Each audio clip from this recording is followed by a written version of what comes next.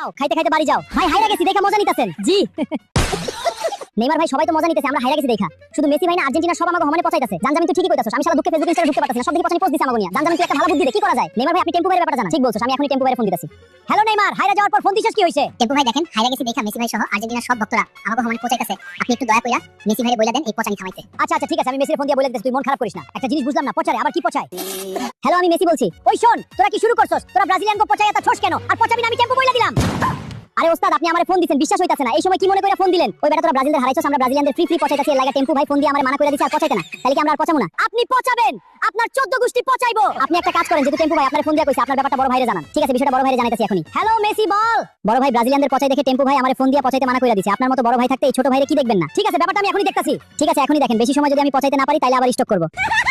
Hello টেম্পু বলছি। ওই টেম্পু তুই মেসিরে ফোন দিয়া কি বলছিস? তুই জানিস না আমার লোক।